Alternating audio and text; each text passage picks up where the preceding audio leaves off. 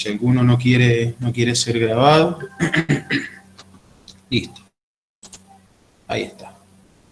Bueno, vamos de nuevo. Esto, como les estaba diciendo, es un esquema que muestra todo el metabolismo bien humano. Fue hecho en el año 1987.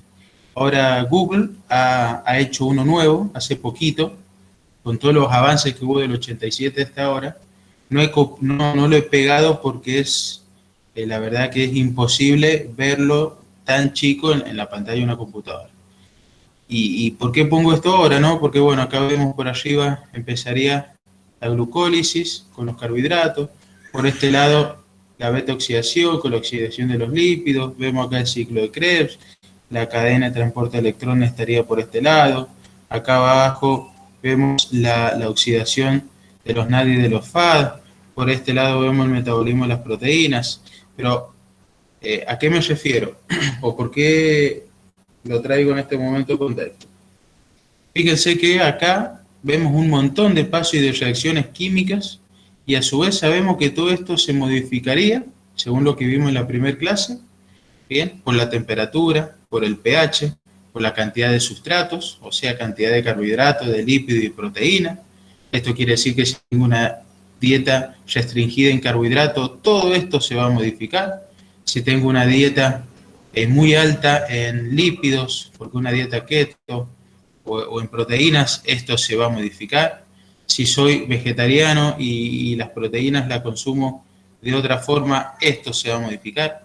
Entonces lo que quiero decir que esto se ve así complejo, y esto quizás es un modelo estándar.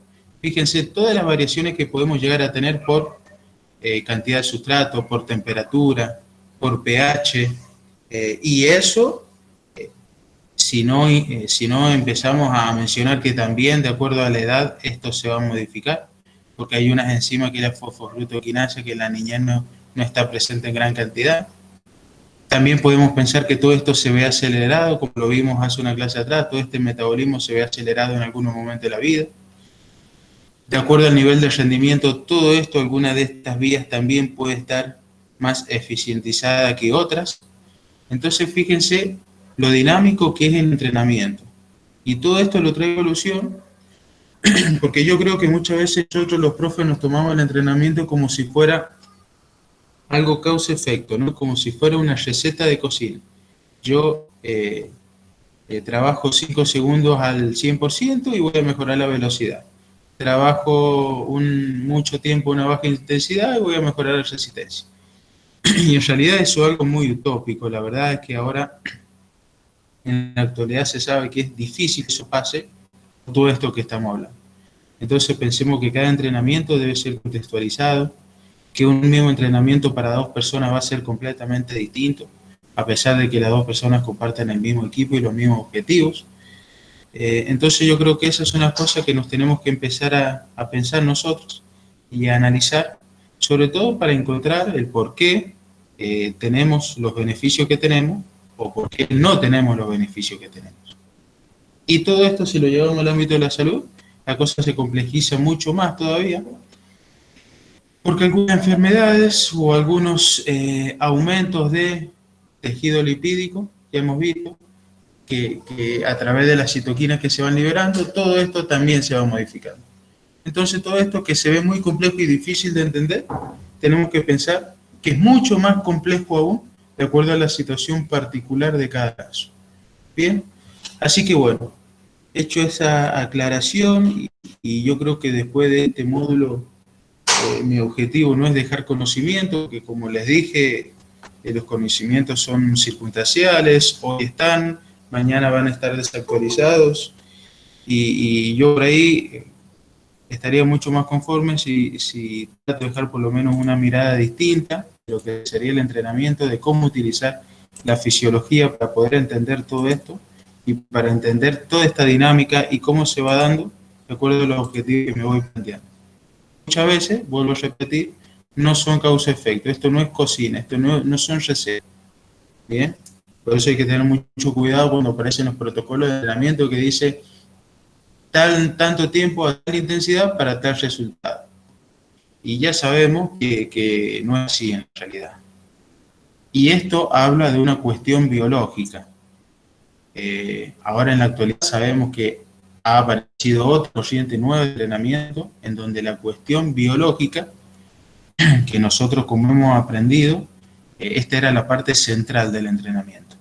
Bien, ahora si nosotros podemos leer a Seirulo, que es hay un en Barcelona en la preparación física, o a Rui Faría o otros autores, vamos a ver que aparece otra corriente que tiene que ver con el entrenamiento estructurado o con el entrenamiento inteligente, como le llaman algunos, en donde esto solo es una parte. Esta es una parte de 6, por ejemplo, que nombra Seirulo. Entonces, si esto es complejo, deberíamos poner esto en relación a la capacidad socioafectiva, la capacidad psicológica, la capacidad motivacional, la táctica o lo que fuere. Bien. Bueno, sigamos avanzando. Ahora sí, entremos a lo que nos toca hoy día, que es hablar del metabolismo de las proteínas. Y las proteínas sabemos que tienen muchas funciones en el organismo. Por un lado, tiene una función estructural. Sabemos que nosotros en gran parte estamos conformados por aminoácidos, que sería la parte estructural de las proteínas. Una proteína es una unión de muchos aminoácidos, como vamos a ver enseguida. Más de 100 aminoácidos pueden llegar a conformar una proteína que tenga una función de comunicación, por ejemplo, como la insulina. La insulina está conformada por más de 100 aminoácidos, por ejemplo. Entonces vemos que en realidad las proteínas son sumamente importantes para nuestro organismo. Ustedes, de hecho, fíjense que existen dietas con restricción de hidrato de carbono. Existen, que son las dietas keto. Existen dietas con restricción de grasas. Ahora, es imposible que hayan dietas con restricción de proteína porque ahí sí ya no hay vida. Las podemos consumir de otra forma, como por ejemplo si somos veganos, si somos vegetarianos, no vamos a tomar las proteínas que vienen de los animales, vamos a elegir las que vienen de los vegetales, vamos a tener que tener cuidado por algún déficit, pero sin proteína no hay vida directamente, entonces cumple un rol importante. Y para el deportista, mucho más todavía. Y de acuerdo al deporte que haga, mucho más todavía. Entonces ahí uno empieza a entender la suplementación con proteína y la importancia que tiene en algunos casos y en algunos deportes. Bien. Bueno, entonces, profes, ya saben que ustedes en cuanto quieran me pueden interrumpir para hacer alguna pregunta, si se corta, si parece algún ruido molesto, o si quieren preguntar, o si quieren aportar algo más. Todo es bienvenido acá. Bien. Vamos a ver cómo... Ah, bien, creía que alguien quería ingresar. Bueno, entonces vemos que acá las proteínas tienen una función estructural, tienen una función reguladora, como son las enzimas, como son las hormonas que dijimos. La mayoría de las enzimas, todas las enzimas son proteínas, son aminoácidos. Función de anticuerpo o inmunológica, que tiene que ver con nuestra función inmunológica, que tiene que ver con la microbiota, que es otro tema que está haciendo mucho ruido hoy por hoy en el entrenamiento, y la función que tiene la microbiota con el músculo, con el cerebro, con nuestro organismo, cómo se forma, cómo hay que cuidarla. Tiene una función de comunicación, porque sabemos que en las células, en la membrana de las células musculares hay algunas proteínas que van a servir para dejar pasar o no a otros compuestos. Tiene una función energética, bien, ya que nos pueden brindar 4 kilocalorías por gramo. Y esta una función energética, es una función muy importante, que sabemos que va a estar presente en algunos casos, y sabemos que nos tenemos que cuidar de que así suceda en otros casos. Bien. Y tiene una función muy importante de transporte, por ejemplo la hemoglobina, bien. También es una proteína que va a transportar, por ejemplo, el oxígeno, que es muy importante, es fundamental para nosotros que somos seres aeróbicos. Entonces, como dijimos recién, la proteína es una cadena de aminoácidos, es una unión de muchos aminoácidos. A diferencia de los hidratos de carbono y las grasas, bien, hidrato de carbono, grasa y proteínas comparten algunos compuestos, como son los oxígenos, el oxígeno, el carbono y los hidrógenos. Bien, la diferencia es que la proteína también tiene un grupo amino, que es la que lo hace diferente. Bien, entonces la proteína va a ser un conglomerado de aminoácidos. De acuerdo al tipo de aminoácidos, a la cantidad de aminoácidos y a cómo estos estén unidos, va a ser o una u otra proteína. Y va a ser así la función que va a tener, de acuerdo a uno u a otro, ¿no? Acá tenemos la tabla con los 20 aminoácidos. Fíjense que tenemos una clasificación de acuerdo acá arriba están los colores. Tenemos otra clasificación, los que están con línea continua son los no esenciales y los que están con línea punteada son los esenciales. Esta clasificación de no esenciales y de esenciales tiene que ver con la nutrición. Los esenciales significa que es esencial que nosotros los consumamos con la dieta, porque el cuerpo humano no los puede producir. Mientras que los no esenciales, ya vamos a ver que hay algunas rutas, significa que no es esencial que los consumamos, porque el cuerpo humano sí los puede llegar a producir, siempre y cuando se mantenga el balance de nitrógeno, que es otro concepto que se ha empezado a manejar, que se manejó siempre en la nutrición, que no tenía que ver solo con el tipo de la dieta, bien, controlar las cantidades, sino este gradiente que va a ingresar ahí de un caballero,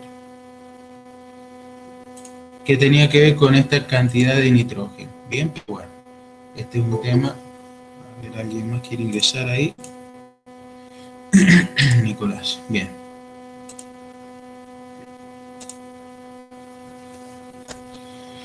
Entonces vemos acá, de acuerdo a los tipos de aminoácidos que nosotros consumamos en su metabolismo, bien, van a ocupar un lugar distinto. Acá vemos, acá están los distintos tipos de aminoácidos, los 20 que vimos recién, y también se pueden clasificar estos aminoácidos no desde el punto de vista de la nutrición, bien, sino desde el punto de vista energético, mejor dicho, qué lugar van a ocupar. Están los glucogénicos, bien, que en su degradación pueden llegar a formar glucosa, y esa glucosa a su vez formar la glucólisis, que llegaría a piruvato o a lactato, ya sabemos que de acuerdo a la intensidad y de acuerdo a otras cuestiones también, ¿no? Acá vemos cuáles serían. Después están los cetogénicos, son aquellos que en su degradación, bien, puede llegar a formar un ácido graso, un acetoacetil.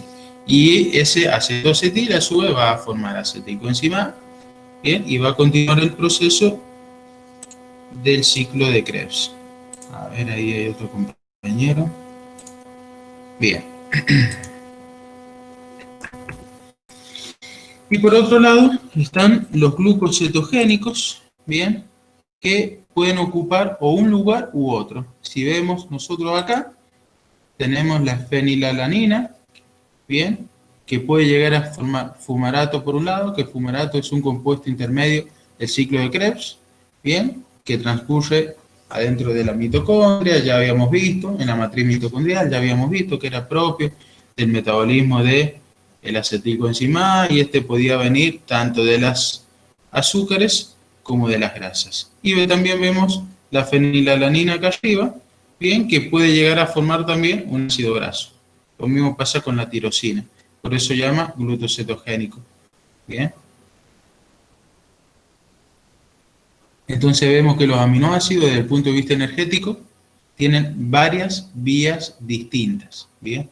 No como la glucosa, que tiene una sola vía, ¿bien? O como los ácidos grasos, que tienen una sola vía también. Acá, de acuerdo al tipo de proteína que nosotros consumamos y de acuerdo al aminoácido de cómo esté conformado, va a ir a un lugar distinto.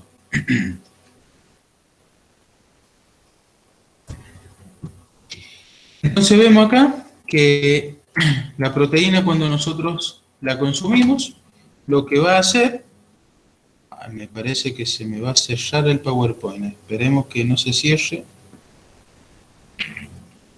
si no vamos a tener que volver a empezar.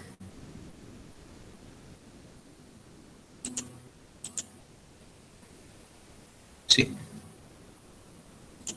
A ver, espérenme un minuto, profe, no sé qué problema hubo, que se me selló, pero ya lo solucionamos. De paso, aprovechamos para prepararnos un masito. Ya está. Solucionado el problema. Estábamos por acá.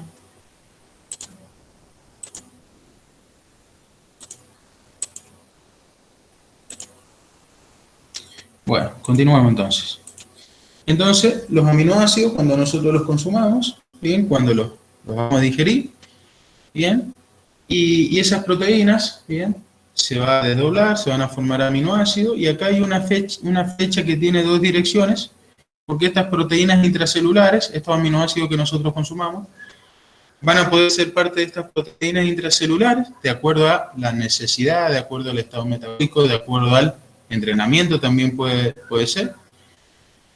O por consiguiente podemos degradar estas proteínas intracelulares, bien, para aumentar la cantidad de aminoácidos libres en sangre.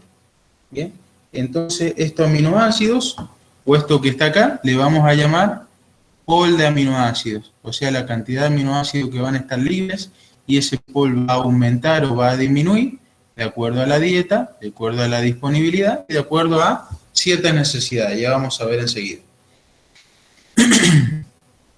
Supongamos que vamos a utilizar estos aminoácidos como fuente de energía. Lo primero que pasa es la desaminación. La desaminación es sacarle el nitrógeno, bien, este nitrógeno puede producir biosíntesis de aminoácidos, formar nuevamente aminoácidos, bien, habíamos visto que los no esenciales los puede conformar el cuerpo.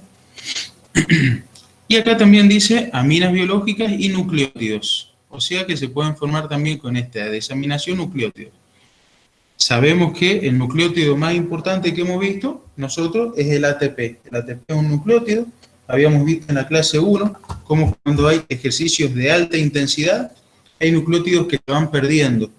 Es por eso que cuando hay ejercicios repetidos de alta intensidad necesito algunos días de recuperación, y habíamos dicho en ese momento que una dieta adecuada. Bueno, ya sabemos que una dieta adecuada de proteínas.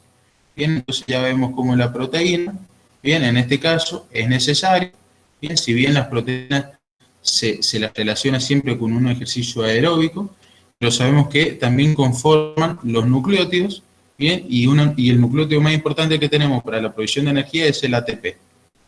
Entonces necesitamos proteínas para poder hacer después ejercicios a alta intensidad. Esta desaminación, este amonio, también lo podemos llegar a eliminar en caso de que se acumule. Este es el problema que tienen las personas que presentan un ácido úrico alto, tienen mucha desaminación.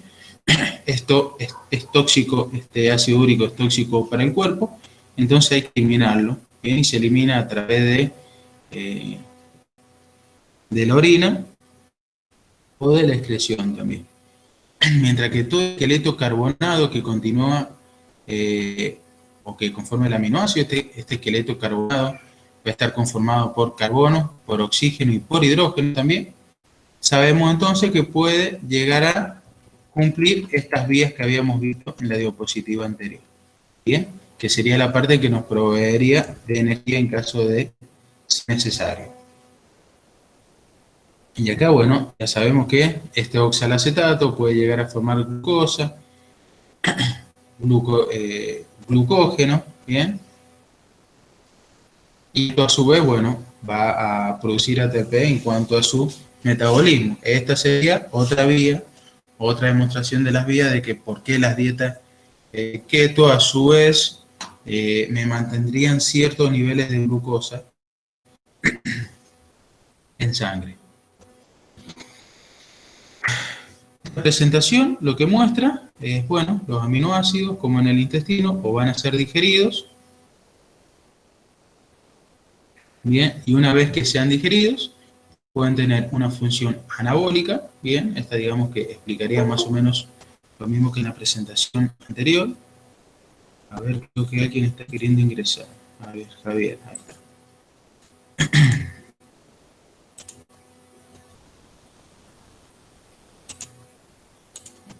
Bien, entonces vemos que estos aminoácidos tendrían una función anabólica, ya sea formando proteínas corporales, bien, o compuestos derivados de aminoácidos, como habíamos visto, que puede ser, por ejemplo, glucosa o grasas. ¿Por qué? Porque todo el aminoácido o todas las proteínas que yo consuma, cuando ya cumpla todas las funciones anabólicas bien necesarias, el resto el cuerpo humano no lo elimina, sería maravilloso que lo elimine, pero no lo elimina, sino que lo vamos a almacenar en forma de grasa. Bien, es por eso que hay que ser muy medido, como bueno, con toda la nutrición. Y acá arriba, bueno, vemos también un ejemplo de lo mismo, de cómo estos aminoácidos que consumimos van a formar este pol de aminoácidos, en donde va a formar proteína o se va a degradar esa proteína. Eso a su vez va a producir la desaminación, esa desaminación va a seguir un ciclo, bien, y se va a eliminar a través de la orina.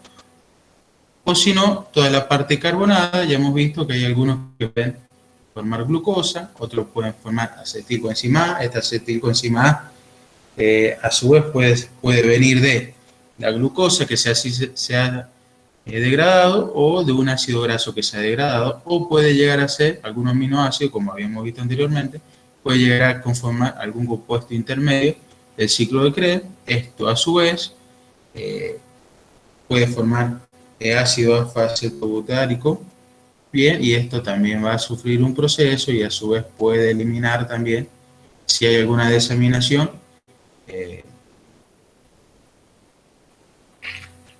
puede ser eliminado también a través de la orina. Entonces, lo importante acá, allá del metabolismo de los aminoácidos, es mantener esta capacidad proteica que tiene.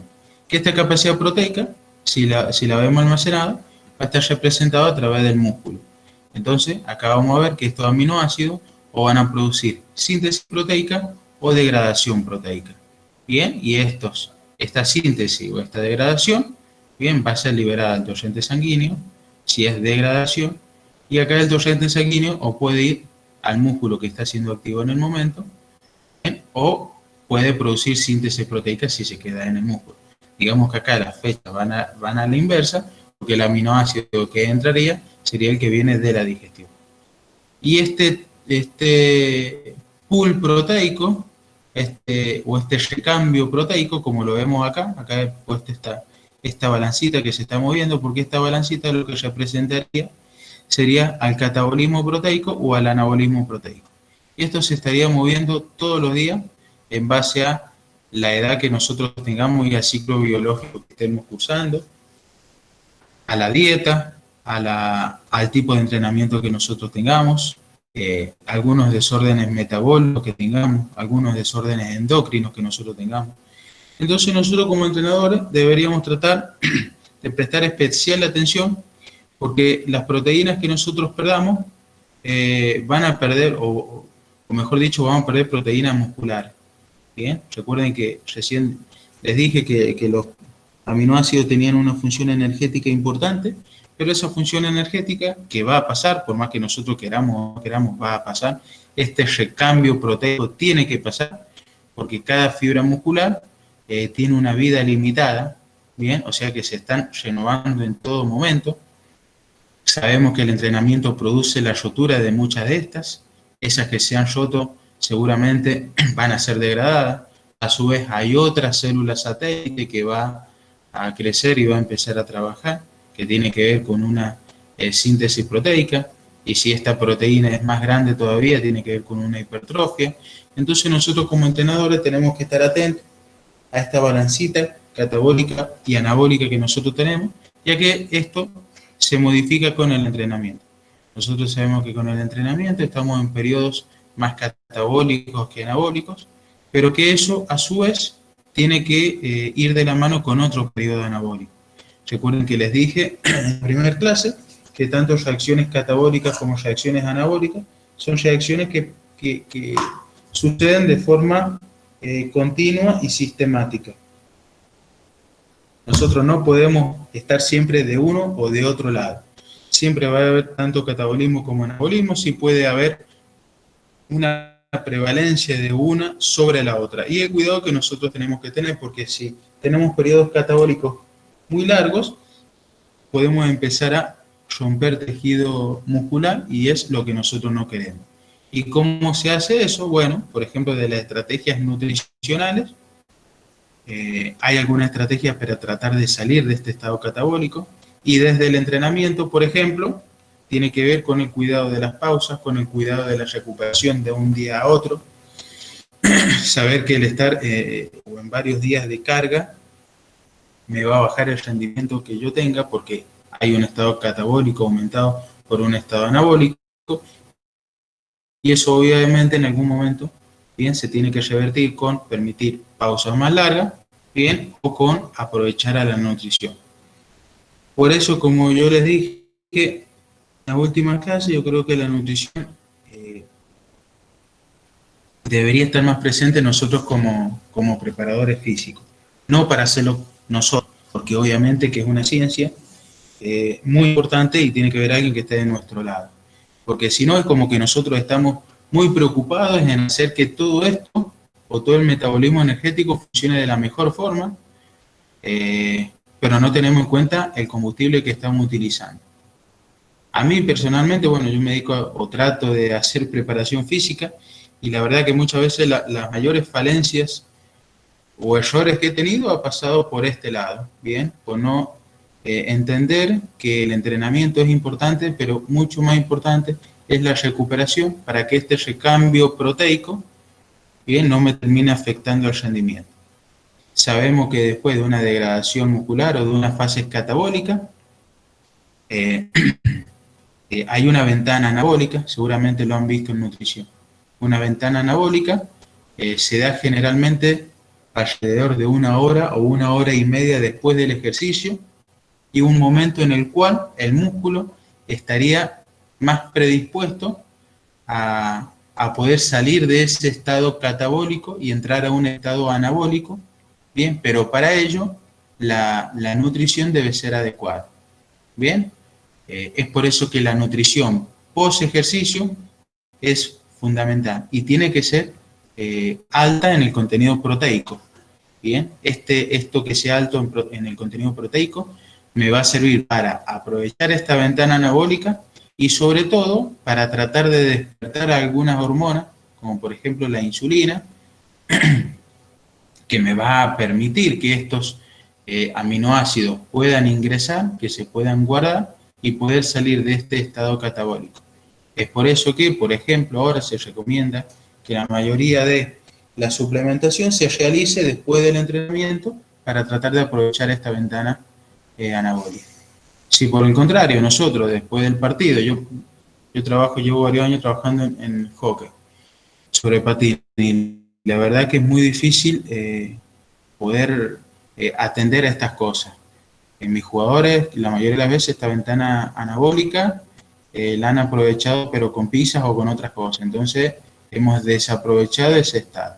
Y eso a su vez va a hacer que esta balancita no suba del lado anabólico, y eso, si tengo varias competencias seguidas, bien, como por ejemplo puede ser el hockey sobre patín en argentino, en donde uno compite todos los días, lo empiece a pagar a medida que van pasando los días.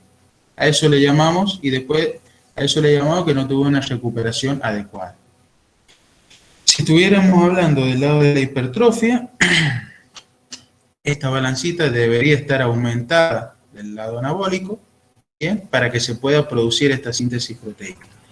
Siempre y cuando estén dadas las condiciones, porque como se dice siempre, con el entrenamiento no mejora quien quiere, sino quien puede. Y en cuanto a la hipertrofia, no hipertrofia quien quiere, sino quien puede. Es por eso que vemos que hay personas que hipertrofian más rápido, más fácil que otros. Y si esto fuera, estuviéramos hablando de salud, también tenemos que decir que pierde más fácil el tejido graso, no quien quiere, sino quien puede. Y en ese quien puede es lo que nosotros deberíamos entender, que no todos son iguales, que tenemos muchas diferencias y en base a esas diferencias deberían estar al tanto también nuestro entrenamiento o nuestra recomendación.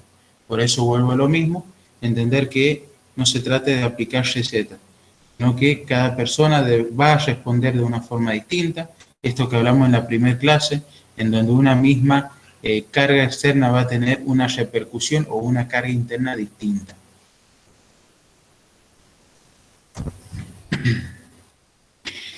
Continuando con este pool de aminoácidos libres o esta cantidad de aminoácidos libres, acá vemos este trabajo extraído del 2008 de la página de sobreentrenamiento. Tiene muchas páginas, tiene muchos trabajos muy ricos.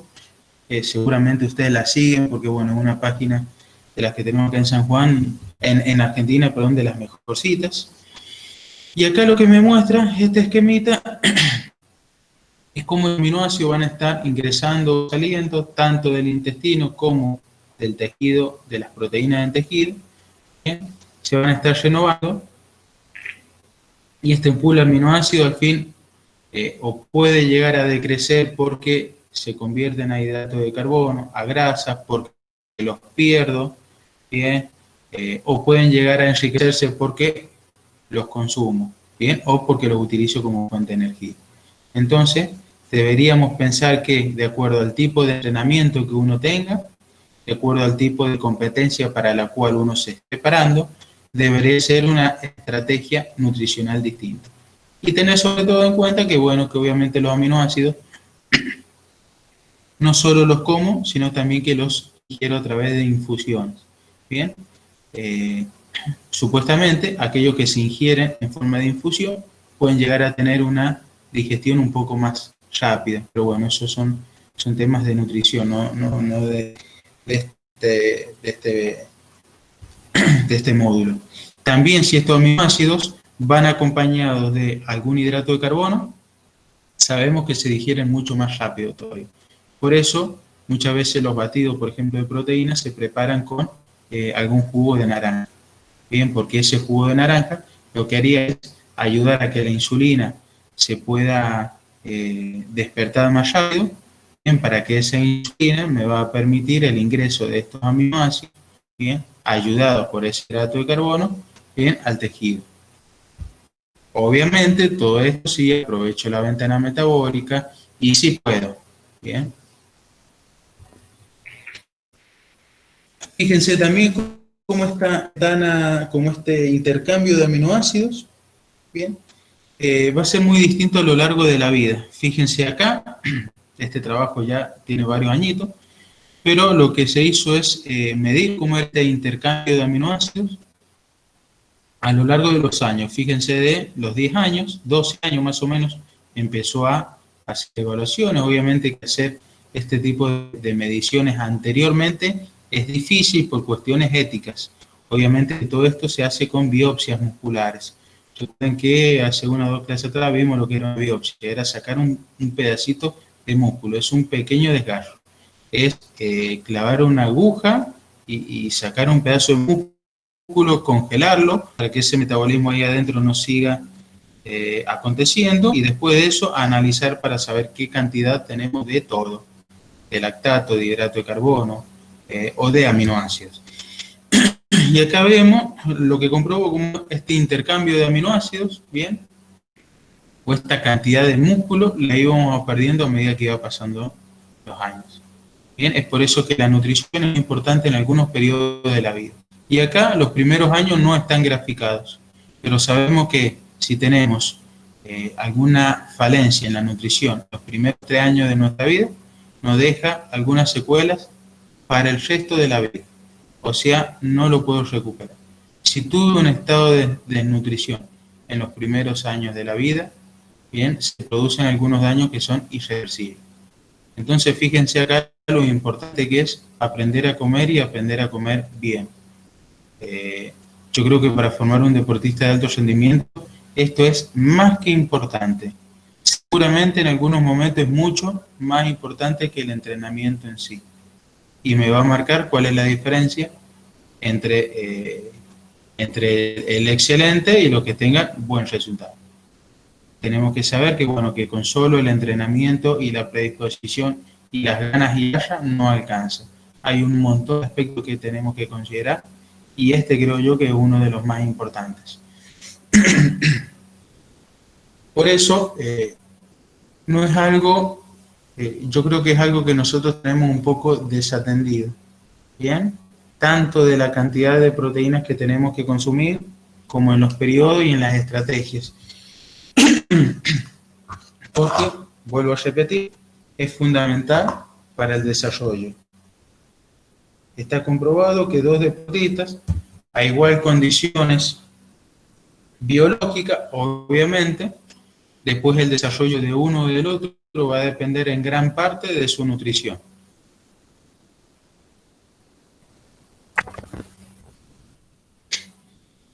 Y acá vemos cómo, lo que se midió en este trabajo, son las proteínas, las fibras rojas, por ejemplo, de un cuádriceps, cuántos miligramos, bien, cada 100 gramos de fibra. Y acá lo que se hizo es controlar este intercambio, bien, después de 10 horas de entrenamiento.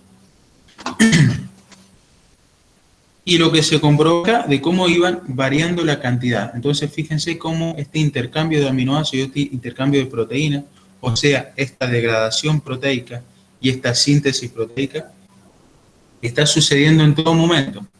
Bien, en comparación a un grupo control o un grupo sedentario, fíjense cuánto se perdió después de este entrenamiento. Bien, todo lo que está pintado con gris oscuro sería el post-esfuerzo.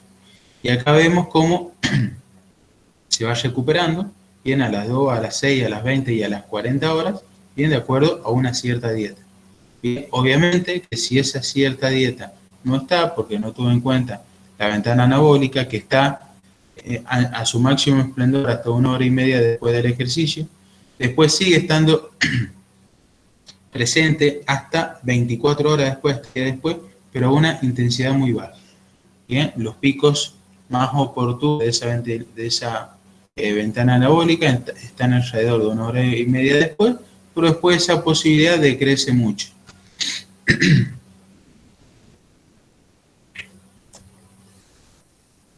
Fíjense acá, esta pérdida de proteína, dice acá, pero esta pérdida de proteína podemos pensar que sería también este intercambio de proteínas.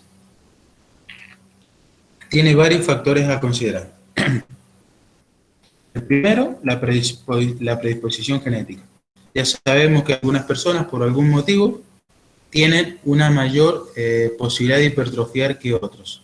Se conocen esos motivos. Tiene que ver con algunas citoquinas como la miostatina, con algunos porcentajes de fibras musculares. Ya sabemos, como dije en la primera clase, que nosotros anatómicamente y fisiológicamente no hay dos personas iguales. Es por eso que esta predisposición genética es fundamental y lamentablemente me va a ayudar o me va a determinar en algunos casos. Acá las posibilidades o el estado fisiológico de la persona. Acá las condiciones médicas o las condiciones de salud. Acá los desórdenes o los problemas mentales o los desórdenes mentales también me van a alterar. El más importante, que quizás sea el más desatendido porque es el que más duele reconocer, son las condiciones socioeconómicas.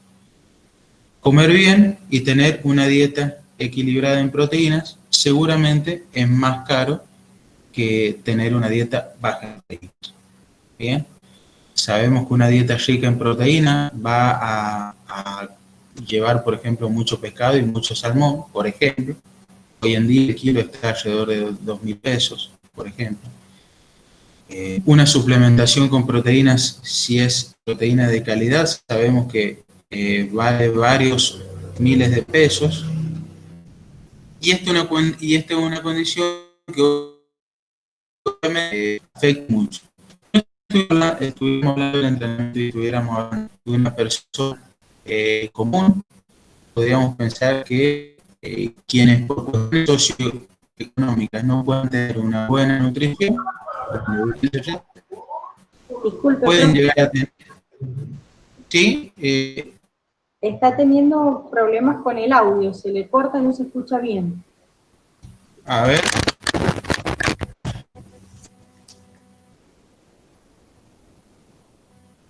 a ver,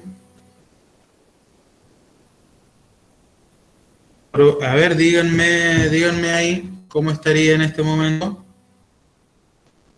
Ahí está bien. Bueno, no sé si hay que retomar de algún lado o continúo. Bueno, estas cuestiones socioeconómicas, pensemos que son cuestiones a atender, porque como dije, si en algún momento de nuestra vida, sobre todo en la niñez, tenemos carencias, vamos a pagar consecuencias que el resto de la vida no las vamos a poder eh, igualar. O sea, ya de los 2 o 3 años se pueden empezar a marcar diferencias radicales entre dos personas que después va a repercutir en el rendimiento tanto de uno como del otro. Así de duro, aunque parezca. Obviamente que esto, si lo hablamos en deporte, va a afectar más a algunos deportes que a otros. Y va a estar más determinado en algunos deportes que en otros. Por ejemplo, si hay deportes que tienen alguna mayor demanda física, obviamente que esto va a estar más afectado que en otros que quizás no tengan una demanda física tan importante. Volviendo a la síntesis y a la degradación, habíamos visto desde atrás como hay dos vías muy importantes que son las vías catabólicas y las vías anabólicas. Acá está representado las vías de la hipertrofia, bien, que estaría dado por la función de la mTOR, esta que está acá sería la más importante, y la vía de la atrofia o de la degradación, bien, que estaría dada por la inhibición de esta mTOR. Que la inhibición la pueden producir varias, ya vamos a ver más adelante, que hay una que es la MPK, bien, que es la más importante. Y acá lo que me está mostrando este gráfico, cómo la insulina o el factor de crecimiento insulínico, que van a tener una función similar entre las dos, me estarían estimulando a esta mTOR para que se produzca una síntesis proteica. Obviamente que todo esto, si lo pensamos después de un ejercicio, va a suceder si tengo un consumo proteico adecuado, si tengo un disparo de esta insulina adecuada, bien. Si esto no acontece, obviamente va a suceder la degradación proteica.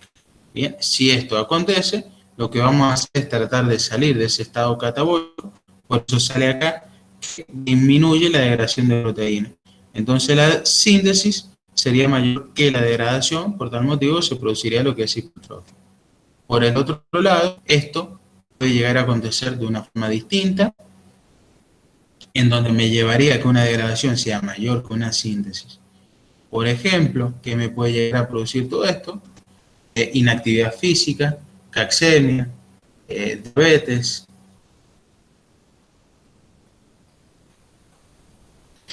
Como contrapartida a todo esto que estaría de este lado, ¿qué tenemos? Como ya habíamos visto clase de atrás, tenemos las famosas mioquinas, que son esas secreciones que tendría el músculo, que hoy en día es considerado un órgano endocrino muy importante. Entonces, estas mioquinas que se liberarían con la contracción muscular, fíjense que me producirían varios efectos beneficiosos. Por otro lado, algunos de ellos son el aumento de la hipertrofia muscular. Esto lo va a producir la miostatina, ya vamos a ver cuándo la miostatina, y varias isoleucinas, la 4, la 6, la 7, la 15, me va a producir estas mioquinas una mayor oxidación del tejido adiposo tisular o del tejido. Bien, acá al lado me van diciendo cuáles son las mioquinas que lo harían. Mayor sensibilidad a la insulina, ya habíamos visto que esto era muy importante sobre todo para las personas diabéticas. mayor osteogénesis, o sea, mayor producción de osteocitos, porque vemos que la relación que existe entre el hueso y el músculo tiene que ver no solo con una cuestión mecánica, solo por estar tirando ese hueso o por estar haciendo que el impacto sea mayor, bien, sino también por estas mioquinas que se van segregando, bien, que hacen que este hueso sea más fuerte y que el intercambio óseo sea mayor. Estas lo que van a hacer es estimular a los osteoblastos, bien, a que se forme mayor cantidad de osteocitos. Tiene también una función antiinflamatoria, también tiene una función para defender o de defensa ante los tumores. También produce una mayor función del páncreas. Sabemos que el páncreas tiene una función endocrina muy importante. Bien, y lo que hace, esto significa que se produce un apareamiento de la grasa. Ya habíamos visto en la clase anterior que este tejido adiposo podía ser blanco o podía ser dorado o beige o marrón se le llama también. Bien, quiere decir que es cambiar de un tejido adiposo por otro. Pero este otro por el cual lo estoy cambiando tiene funciones energéticas más importantes. Entonces vemos acá, por ejemplo, este trabajo del 2018, vemos que le da mucho valor a la contracción muscular. Bien, hoy por hoy, este músculo es como la variedad del ejercicio, podríamos decir, de hace unos años para este momento. Y vemos que esta contracción muscular, no solo por la contracción en sí, sino por todas las mioquinas que se van a liberar y todos los efectos que van a tener.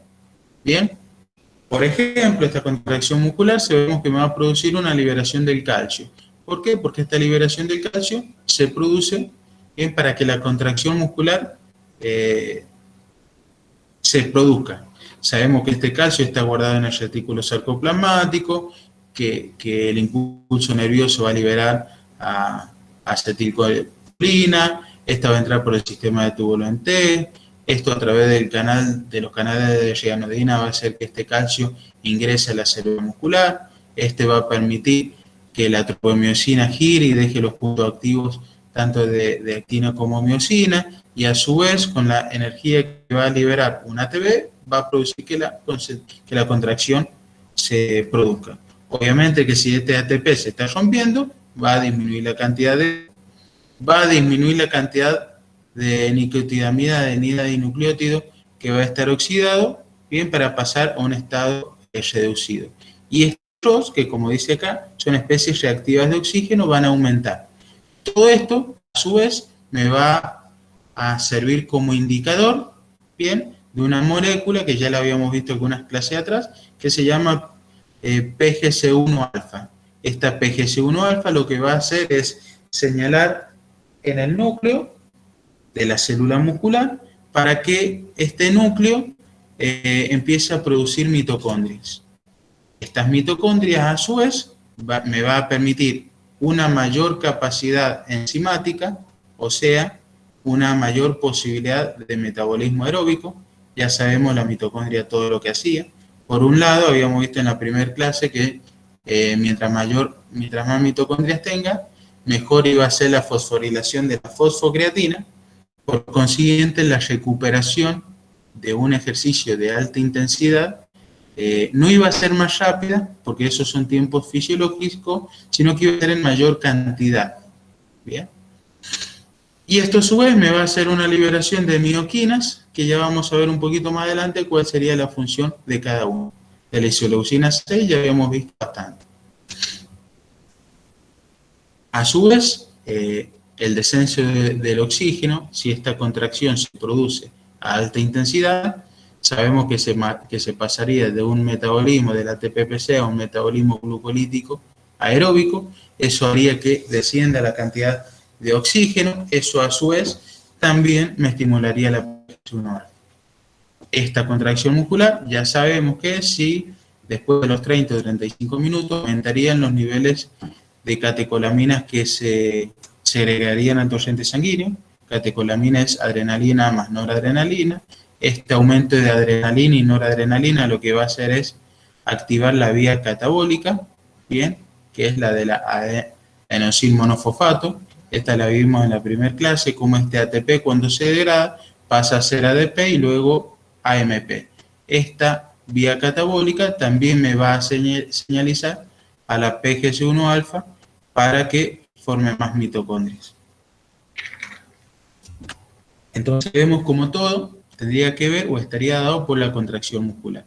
Pero para que haya contracción muscular tengo que tener células musculares. Y para que haya células musculares tengo que tener un aporte de aminoácidos adecuados. O sea, mantener ese pool de aminoácidos. O sea, mantener equilibrada esa balancita que habíamos visto en algunas diapositivas anteriores, que podía estar aumentada o disminuida en algunos momentos de la vida y de acuerdo también a algunos estados de entrenamientos y nutricionales.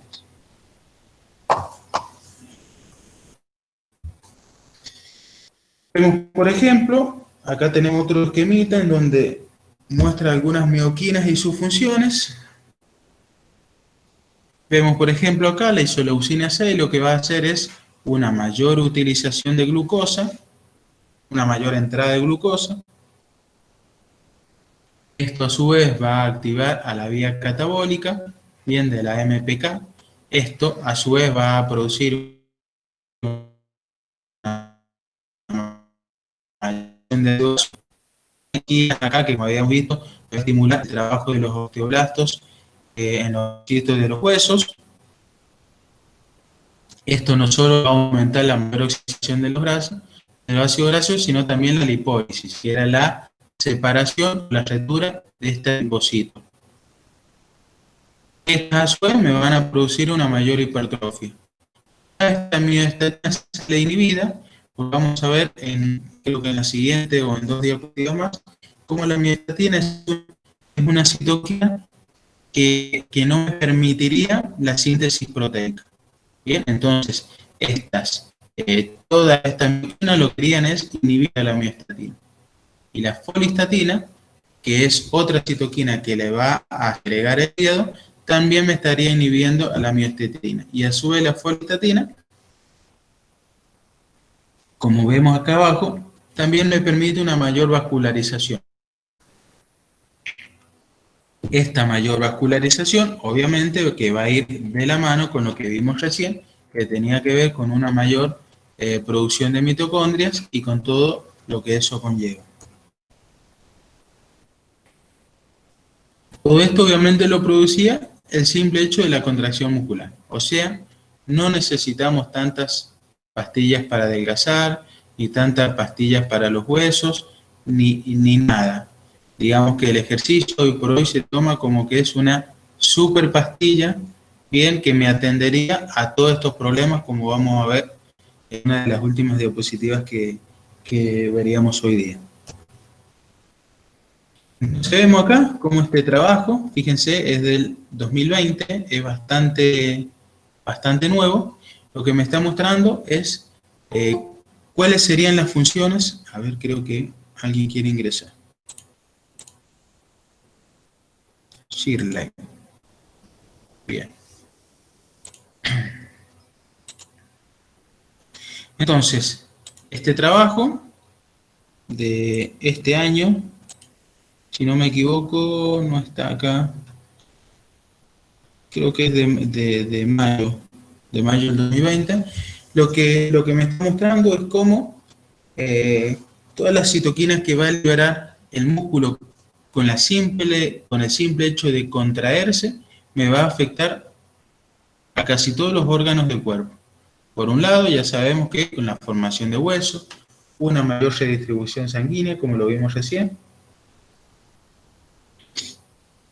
Acá lo que me produciría la inhibición de esta mioquina es una mayor hipertrofia, por tal motivo una mayor apariencia, y es un resultado de investigación, que por ahí parezca un poco loco, ¿no? Esto a su vez, una mayor regulación del apetito, ya vamos a ver también cómo hay una mioquina que va a hacer que sientan menos hambre, ¿bien? Una mayor producción de este tejido adiposo pardo, a eso se le llama, o sea, cambiar el tejido adiposo blanco, bien, por el pardo. mayor producción de macrófagos,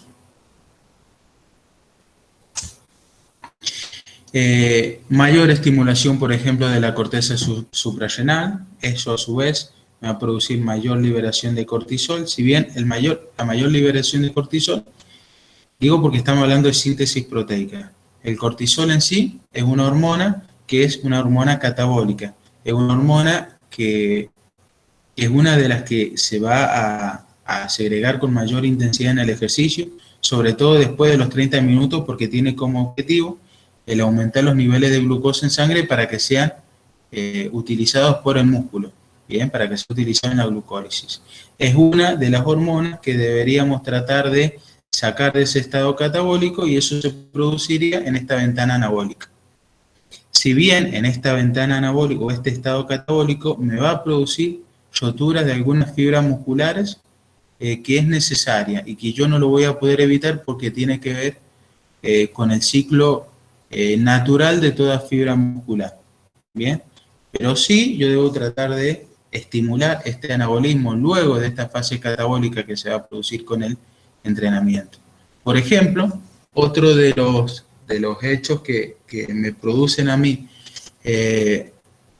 salir de este estado catabólico en la pausa después del ejercicio es bajar la temperatura. Por ejemplo, esto de meternos en hielo después del ejercicio tiene que ver con salir de ese estado catabólico, con entrar a ese estado anabólico, ¿bien? Que estaría dado por simplemente bajar la temperatura del cuerpo. ¿Por qué? Porque sabemos que mientras la temperatura del cuerpo esté aumentada, los niveles de cortisol van a ser altos. ¿Bien? Es por eso que, creo que lo hablamos en la segunda clase, que el salir a caminar para transpirar o el salir a caminar muy abrigado o el usar faja, lo que hacían era aumentar la temperatura y aumentar los niveles de cortisol. Entonces, en lugar de utilizar a las grasas como fuente de energía, estoy utilizando a los hidratos de carbono. ¿Por qué? Porque las enzimas que trabajan tanto en uno como en otro se pueden inhibir o se pueden activar de forma alostérica por la temperatura. Habíamos visto que la temperatura era alguno de los moduladores de la actividad enzimática. Esa sería, por ejemplo, alguna de las explicaciones del por qué el hielo funcionaría como un recuperador después del ejercicio. Si bien se sabe y está comprobado que tendría efectos, o mejor dicho, que el hielo, que el bajar la temperatura con hielo, me produciría que los beneficios del ejercicio tarden un poquito más en aparecer en el tiempo. ¿Qué quiere decir esto? Que eso sería beneficioso hacerlo si voy a tener varias competencias seguidas. Ahora, si compito hoy día sábado y vuelvo a competir el sábado que viene, quizás lo conveniente no sea utilizar el hielo. Bien, pero bueno, ya es como que ya nos estamos metiendo en otras cosas. Otra de las funciones que tendrían estas mioquinas sería la mayor secreción de insulina. Eso me permitiría bien salir de este estado catabólico, como hemos estado hablando varias veces hoy día, bien, y eso a su vez me produciría o me permitiría una mayor gluconeogénesis en el hígado.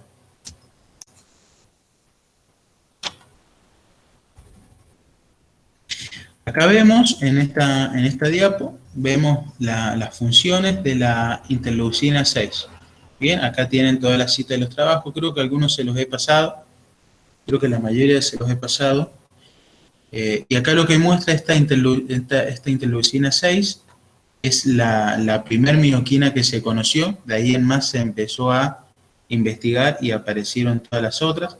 Por ser la primera, es la más investigada. Y acá lo que muestra es cómo actúa esta interleucina. Vemos que tiene receptores, ya sea en la membrana celular, en el citoplasma, o en el espacio extracelular, y vemos que estas a su vez van a activar una vía catabólica, y esta vía catabólica va a servir de señalización parácrina, bien, o sea, para las células que estén cerca, o endocrino, o sea, para otras células que estén más lejos, y va a tener una serie de beneficios, ya sea en el músculo, como la ingesta de glucosa, mayor degradación de ácidos grasos, mayor producción de glucógeno, mayor producción de GLUT4, y eso me va a permitir una mayor oxidación de lípidos.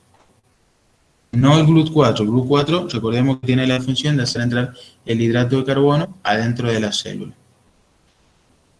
Mientras que en la función endocrina, por ejemplo en el hígado, en el intestino, en el páncreas, van a ser varias. También la producción de glucosa, sobre todo en el hígado, la producción de hormona de crecimiento insulínico, esa sería en el páncreas, proliferación de células beta, secreción por células alfa, esta sería también una función en el páncreas, y una proliferación de células alfa. Todas estas son las células que tendrían como función la excreción, bien, de este factor de crecimiento insulínico.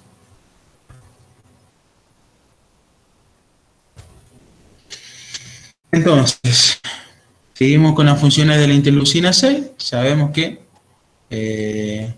me va a producir la neurogénesis hipocampal. Esto quiere decir que es algunas secreciones de citoquinas del cerebro, se llaman neuroquinas, bien, que también van a tener alguna función. O sea, fíjense cómo la misma contracción muscular me va a producir o me va a hacer que el cerebro segregue algunas sustancias también. Y también sirve para controlar el apetito. Acá, por ejemplo, en el músculo, esta interleucina 6 lo que va a hacer es estimular la vía catabólica, bien, para aumentar la oxidación de los ácidos grasos, bien, y esto a su vez me va a llevar a una lipólisis, a una degradación de ácido graso, porque si lo estoy oxidando, bien, necesito que alguien empiece a dar de ácidos grasos, y es el tejido lipolítico. Esta lipólisis, ya habíamos visto que cada vez que había lipólisis, no siempre había beta-oxidación, que eran dos procesos distintos. Y también lo que me va a producir esta interleucina 6, junto con la iricina y la mediorin, es el apareamiento del tejido adiposo. Y a su vez, esta interleucina 6 lo que me va a producir, obviamente si estoy haciendo lipólisis, es una disminución de la grasa visceral. Eso sería reducción de la masa visceral. Ahora vamos a ver, según Brad Schiffer, es un autor norteamericano que estudia mucho sobre la hipertrofia, ha sacado en el 2018 este libro, bien, en donde enuncia cuáles serían las funciones entonces de algunas mioquinas. Algunas son liberadas solo por la contracción muscular o solo por el movimiento, como por ejemplo esta, que habla del factor de crecimiento mecánico, y la función más importante en este caso sería que regula hacia arriba, bien, o sea, estimula los procesos anabólicos, y hacia abajo los procesos catabólicos. O sea, esta balancita me la estimularía para un lado con respecto al otro. Las interleucinas, acá están todas en general, recuerden que hay muchas. ¿Sí?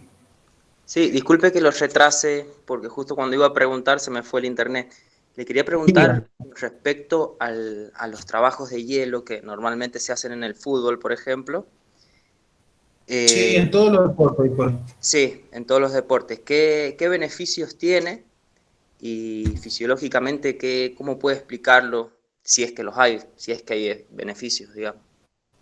Sí. Por empezar, a ver si habíamos hablado, no me acuerdo en qué diapositiva está. El primer beneficio que va a hacer es la pérdida del calor, porque el calor lo que hace es tener aumentados los niveles de cortisol. ¿Bien? Entonces, el primer beneficio que se hace es la pérdida de calor. Una forma muy importante para perder el calor es la cabeza. La cabeza es el radiador que tendríamos en nuestro cuerpo. Entonces, podríamos pensar que ese frío no solo debería estar sentadito en helada, sino que también me podría poner hielo en la cabeza para perder el calor más rápido. Y eso lo que me va a permitir es, cuando hay ejercicios físicos, hay roturas de fibras musculares, ¿bien? Esas roturas de fibras musculares me producen pequeños edemas en el músculo. De ahí viene después el dolor muscular. Bien, hay hormonas que se segregan que me van a permitir que yo ese dolor no lo sienta. Bien, estas hormonas van bajando su nivel con el tiempo y por eso generalmente el dolor muscular me aparece 24 horas después. Me aparece 24 horas después, pero está inmediatamente después del ejercicio. Bien, entonces el frío lo que produciría es una vasoconstricción en el momento para que estos edemas no me produzcan otros daños. Bien, entonces desde el punto de vista fisiológico tenemos dos beneficios. Por un lado, la pérdida rápida del calor para que estos niveles de cortisol bajen, bien, para tratar de salir de este estado catabólico más rápido e ingresar a un estado anabólico, siempre y cuando esto vaya acompañado con una dieta, bien, y me va a permitir el contener estos pequeños edemas por vasoconstricción, que se llama. Sabemos que los vasos sanguíneos pueden estar más contraídos o más dilatados. Bien, cuanto más dilatados vamos a tener mayor flujo sanguíneo. Al estar más contraídos porque el hielo los contrae, este movimiento se vería disminuido. Eso a su vez puede hacer que la recuperación, o no la recuperación, sino los beneficios a largo plazo del ejercicio tarden un poco a aparecer. Bien, es por eso que les digo que cuando tengo tiempo entre una competencia y otra, quizás no sea tan necesario hacer hielo, sino utilizar otras técnicas de recuperación. Claro, a eso iba la pregunta porque normalmente lo usan para trabajos regenerativos, no tanto entre semana como después de un entrenamiento exigente. Ahí no se usa tanto, se usa más para los regenerativos, por eso la pregunta. Sí. Por eso, porque es un trabajo de regeneración. De todos modos, en la actualidad, digamos que hay varios trabajos de investigación que pondrían en duda los beneficios que tiene el hielo. Al producir una vasoconstricción en el músculo, produciría una sensación disminuida del dolor. O sea, todos los dolores que te van a producir estas roturas fibrilares, el deportista no los sentiría con la misma intensidad que si no hubiese hielo. Por tal motivo, desde su percepción subjetiva, creería él que está mejor recuperado. Si vos haces hielo con los deportistas, te van a decir que ellos se sienten mejor que si no hubiesen hecho hielo. Pero esa mejoría hay trabajos que indican que es solo psicológica. ¿Qué significa? Que tu cuerpo está igual de cansado, nada más que vos no lo notás. Pero de todos modos, digamos que es un beneficio importante. Por eso es un trabajo de recuperación que se lo utiliza. Cuando se ha hecho un trabajo de alta intensidad, me ha producido sobre todo mucha rotura muscular. Y si se lo utiliza, por ejemplo, hay planteles que lo utilizan en pretemporada, hay deportistas que lo utilizan en pretemporada todos los días. Si nosotros vemos deportistas de alto rendimiento, es común que hagan hielo casi frecuentemente. Lo que pasa es que muchas veces tenemos que entender en qué contexto ellos lo hacen y por qué.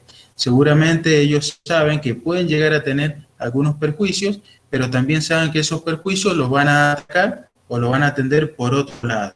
¿Bien? Pasando en resumen, perfecto, profe, gracias. Pasando en limpio, sí es importante porque tengo al otro día un partido en donde también el desgaste va a ser fuerte, o otro entrenamiento que el desgaste va a ser fuerte, hago hielo. Si no, no sería necesario.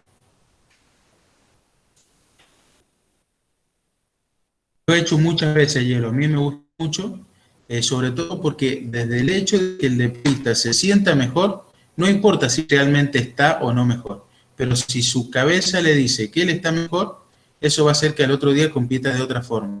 Bien, entonces yo creo que es muy bueno, de hecho yo lo he utilizado muchísimo. También hay otras técnicas, no es la única, ¿bien? Bueno, entonces la interleucina, entonces también me estimularía o también me permitiría que se produzca hipertrofia. La miostatina, por otro lado, que ya la habíamos visto anteriormente, lo que hace es puede inhibir a la actividad hipertrófica. Que significa que si los niveles de miostatina están altos, posiblemente los niveles de hipertrofia sean bajos. Es más, de hecho hay estudios que indican que las personas que les cuesta hipertrofiar en el gimnasio es porque tienen altos niveles de miostatina. Hay estudios que se han hecho con vacas. A ver, ahí está queriendo ingresar una compañera. Hay estudios que se han hecho con vacas que muestran que, por ejemplo, en las vacas se puede inhibir la miostatina. ¿Qué significa? Que si yo inhibo la miostatina, va a poder hipertrofiar más. Entonces, estos estudios han mostrado cómo aquellas vacas o toros que tenían la miostatina inhibida estaban sumamente hipertrofiados en comparación a las vacas que no tenían la miostatina inhibida. Hasta el momento, en los seres humanos, no hay ninguna suplementación que inhiba la actividad de la miostatina, por el momento o que se conozca. Este factor de crecimiento del hepatocito, ¿por qué? Porque el hígado también puede segregar algunas mioquinas, ¿bien? También se cree que es decisiva para la activación de células madre inactivas. Esta activación de células madre inactivas son muy importantes en la hipertrofia, porque serían las células que empezarían a trabajar cuando hay otras células musculares que se han roto, ¿bien? Para que se produzca el intercambio de esas fibras musculares, ¿bien? O sea, para que se produzca esta síntesis proteica.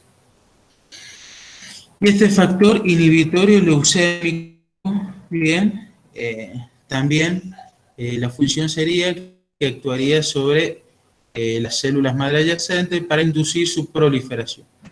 Bien, o sea que también tendría algunas funciones beneficiosas en cuanto a algunas enfermedades.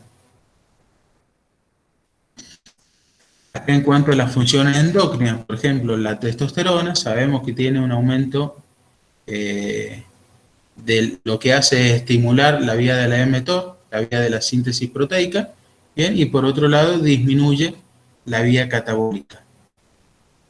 Es por eso que en los ejercicios de fuerza se sabe que aparecen algunos picos hormonales en algunos momentos y ante algunos determinados tipos de ejercicios físicos.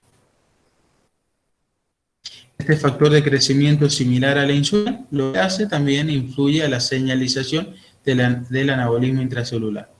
Bien, lo mismo que la hormona del crecimiento. Digamos que la hormona del crecimiento actuaría de forma conjunta con este factor 1 de crecimiento similar a la insulina. Bien, serviría como una anabolizante, bien, pero potenciando a la actividad de la hormona del factor de crecimiento similar a la insulina. Y la insulina, sabemos que también es una hormona anabólica, bien, que lo que hace es disminuir este desdoblamiento proteico, esta rotura proteica. Entonces, acá lo que muestra esta presentación, esta diapositiva, es cómo el ejercicio contra resistencia, o sea, el ejercicio de fuerza, lo que me va a hacer es estimular algunas moléculas, y estas moléculas lo que me van a hacer es, a su vez va a haber una cascada de reacciones químicas que va a tener como objetivo la síntesis proteica. Bien, acá en este esquemita lo que vamos a ver son todas las moléculas que degradarían proteínas por un lado y cuáles estimularían por el otro lado, con un color gris o azulcito, no sé, depende del grado de daltonismo que tenga cada uno, o rojo en caso de que se inhiba. Y acá vemos por otro lado cómo la falta de energía o la baja energía, y esto puede estar dado dentro de un mismo ejercicio físico por la mayor activación de la contracción muscular. Esto a su vez va a empezar a degradar ATP, y a su vez van a bajar los niveles de ATP, van a estimular los sistemas energéticos y a su vez va a estimular la vía catabólica de la AMPK. Esta AMPK lo que va a hacer es estimular a este receptor, que este receptor lo que va a hacer es inhibir a la mTOR, por eso está como rojo. Y si inhibe al mTOR, obviamente se va a inhibir la síntesis proteica. Bien, por el otro lado, lo que va a hacer esta molécula es estimular la vía degradatoria, bien, que lo que hace es degradación proteica. Entonces sería catabolismo por un lado y anabolismo por el otro lado. Si hablamos de síntesis proteica, entonces tenemos que pensar que la principal molécula de reacciones químicas que me va a desencadenar a la síntesis proteica es la de la mTOR. Acá lo que estamos viendo es cómo algunos, los que están con azul, la van a estimular y los que están con rojo lo van a inhibir. Bien, por ejemplo, este mTOR la va a inhibir los glucocorticoides, bien, y la miostatina. Habíamos visto que la miostatina era la que les dije recién que, por ejemplo, en algunos vacunos se podía inhibir. En el ser humano hasta el momento, o que se sepa, no.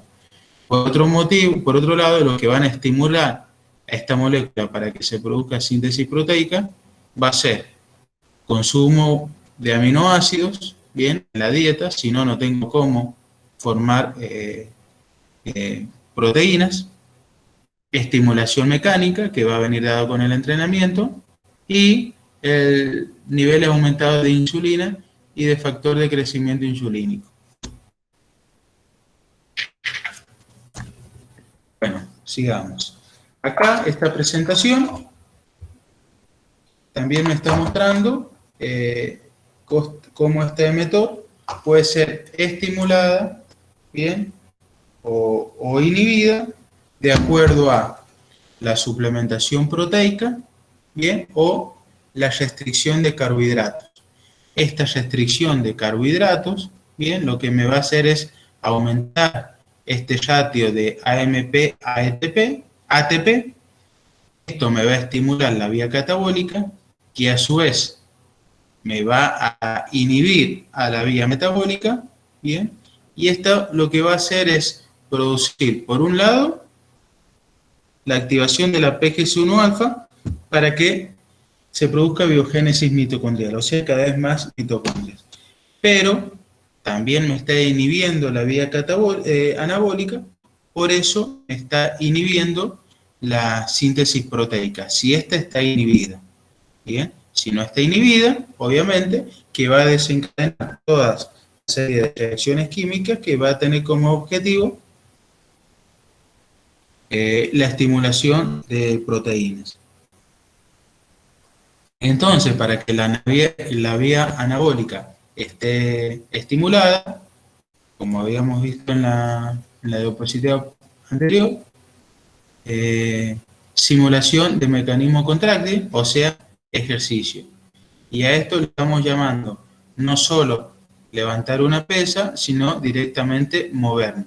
De acá es que se va a producir hipertrofia miofibrilar o hipertrofia sarcoplásmica, bien, sea una sea otra, siempre y cuando, obviamente, el aporte de sustratos sea adecuado. Si no, obviamente, que si hay sola estimulación, pero no tengo con qué producir síntesis proteica, obviamente que esta mTOR no va a poder bajar, va a estar inhibida y lo único que va a pasar es catabolismo en este caso.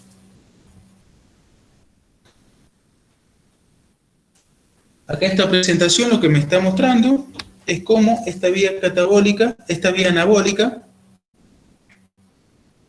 puede estar inhibida si anteriormente lo que hago es un trabajo aeróbico.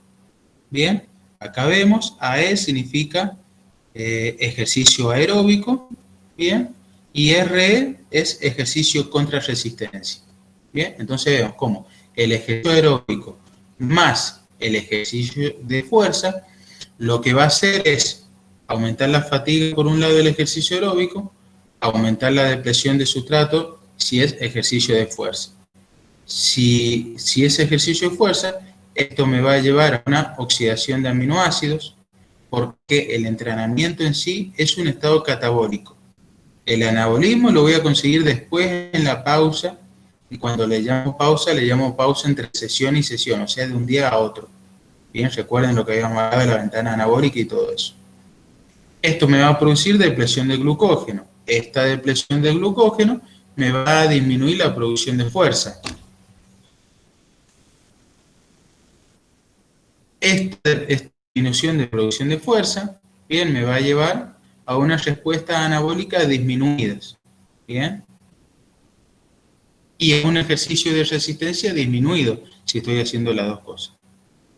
Por consiguiente, como objetivo, una síntesis proteica disminuida. Es por eso que entrenamiento concurrente, se le llama entrenamiento concurrente a hacer fuerza y resistencia en la misma sesión. En algunos casos puede llegar a ser contraproducentes, ¿bien? En algunos casos. ¿Por qué? Porque me estaría alargando el estado catabólico. Es por eso que se sabe que si voy a hacer un entrenamiento de fuerza unido con un entrenamiento de resistencia, por lo menos entre uno y otro debería haber una separación por lo menos de 4 o 5 horas, ¿bien? Para permitir la recuperación de un entrenamiento a otro, ¿bien? A esto se le llama también, si quieren buscar un poquito más de información, acá está el nombre, se le llama también interferencia entre entrenamientos o algo así.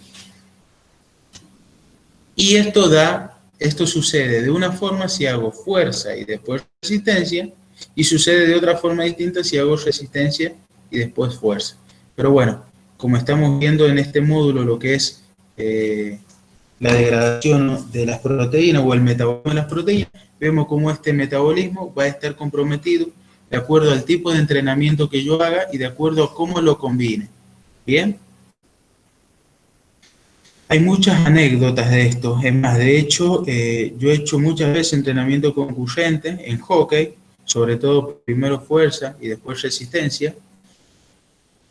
Y la verdad que se nota que es un tipo de entrenamiento que no se puede mantener en el tiempo. Cuando digo en el tiempo me refiero a varias semanas o varios meses.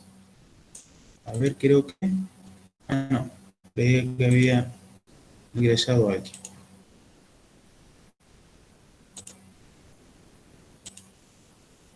Bien, continuemos, creo que ya falta poco, chicos. Entonces, beneficios, ¿por qué realizar ejercicio físico? Vamos a tratar, esto sería una síntesis quizás no de hoy, bien, sino de los 4 módulos, bien. Vemos cómo la inactividad física, por un lado, me va a aumentar los niveles de adipocitos y eso, a su vez, me va a producir una liberación.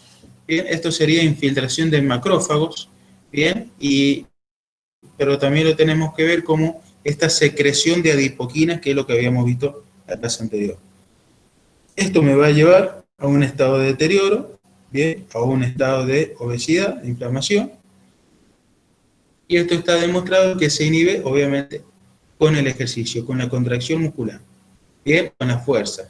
Y cuando digo fuerza, me refiero a la fuerza que hago para correr o para levantar una pesa, ¿bien?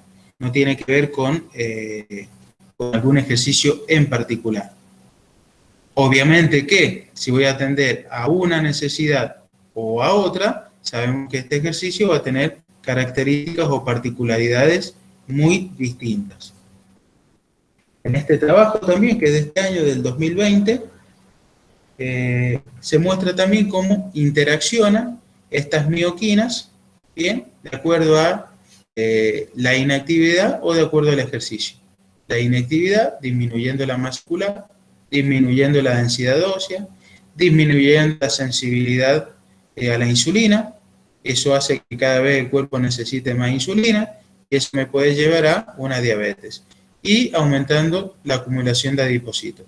Y esta acumulación de adipocitos ya sabemos que me va a segregar algunas adipoquinas que va a estimular a que todo esto siga pasando. Por ejemplo, estas que están acá. Mientras tanto, el ejercicio, obviamente, me va a aumentar la masa muscular, me va a aumentar esta densidad ósea, me va a aumentar esta sensibilidad a la insulina y me va a disminuir los niveles de adipocitos. Fíjense cómo, esto el otro día lo compartí, me llamó mucho la atención porque por ahí nosotros pensamos en el rendimiento y en el rendimiento. De hecho, esta diplomatura habla del alto rendimiento, pero fíjense el título, muestra cómo la actividad física, la inactividad física, mejor dicho, aumenta el riesgo de sufrir por lo menos 35 enfermedades.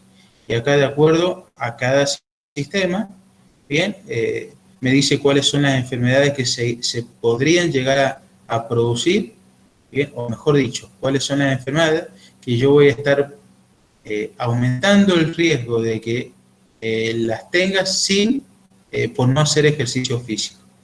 Entonces pensemos al ejercicio físico no solo como el objetivo para mejorar el rendimiento de la persona, sino para aumentar la calidad de vida de las personas, si es que ya padece alguna de estas enfermedades, o para prevenirlo en caso de que no la tengamos. En estas últimas dos presentaciones, lo que van a ver son todos los efectos, bien, que tiene el ejercicio físico, ya sean inmediatos, bien, durante el ejercicio, o mediatos, 2 días después, o a medida que el ejercicio va aumentando, bien, que tiene que ver con una mayor capilarización, mayor sensibilidad a la insulina, mayor expresión proteica, en fin. Creo que acá, por ejemplo, a ver, acá hay una presentación. Esta presentación, creo que ya es la última, me mostraría un resumen de cuáles serían todos los beneficios, bien, tanto agudos como crónicos, bien, que tengo de acuerdo a los diferentes sistemas. Por ejemplo, si vemos al muscular, bien, en el ejercicio inmediatamente se aumentaría la captación de glucosa, aumentaría la glucólisis y la oxidación de dicha glucosa, mayor hidrólisis y renovación de este polproteico y mayor oxidación de grasa.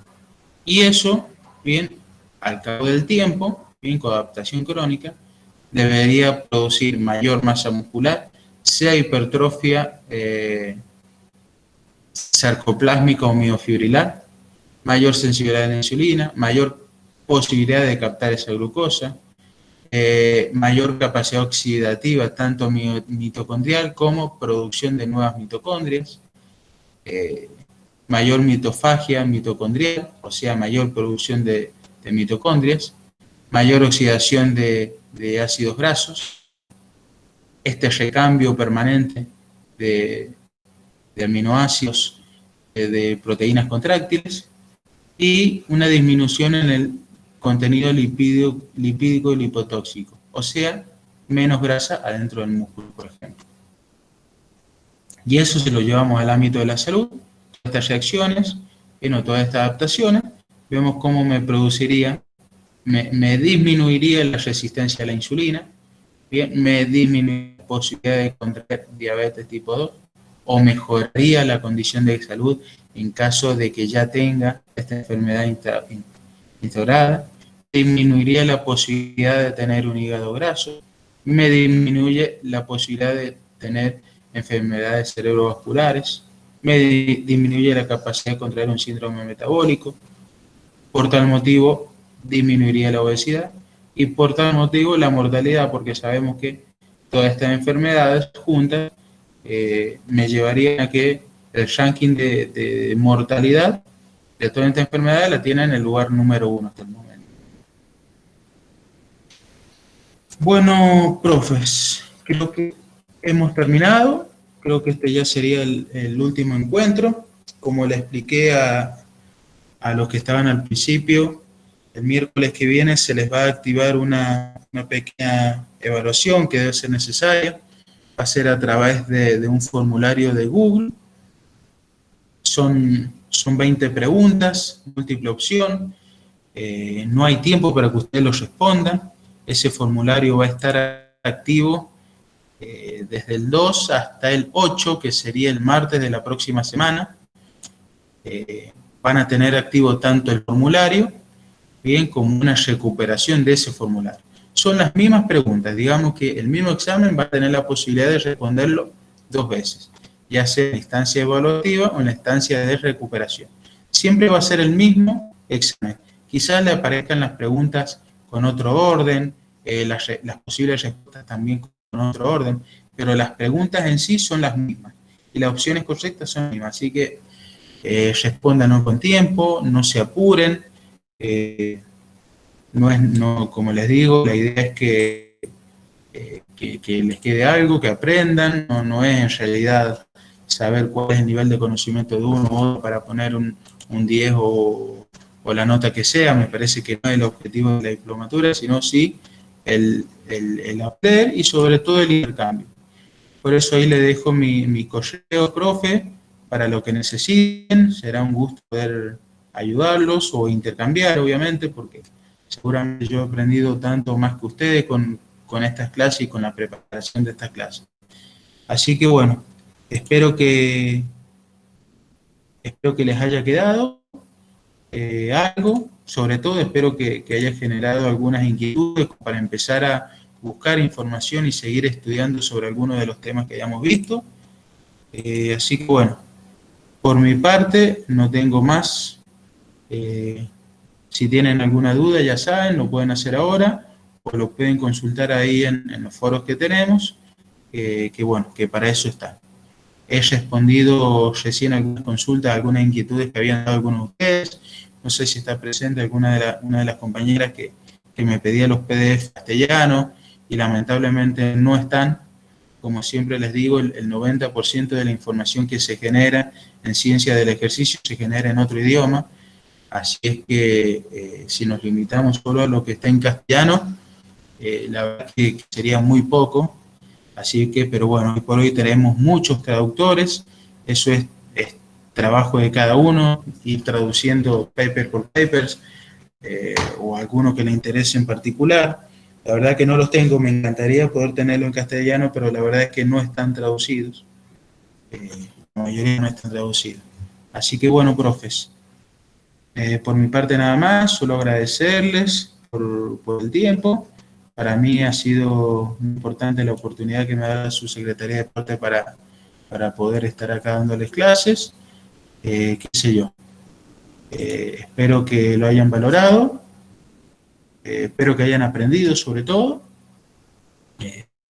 Digo, yo aprendo muchísimo. Así que por mi parte, nada más, y será hasta que nos volvamos a encontrar.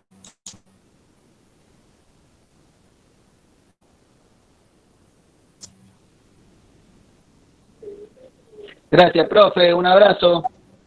Bueno, gracias, Javier. Otro. Que andes muy bien. Cuídense, chicos. Muchísimas gracias, profe. Profesor, muchísimas gracias por todo. Un placer volverlo a escuchar. Bueno, muchas gracias, Cecilia. Para mí también. Muchas gracias también, Andrea. Sí, igualmente, coincido con Cecilia. Es un honor ser alumna suya. Bueno, muchas gracias, Andrea. Para mí también haber estado con ustedes, chicos. Gracias por todo, profe.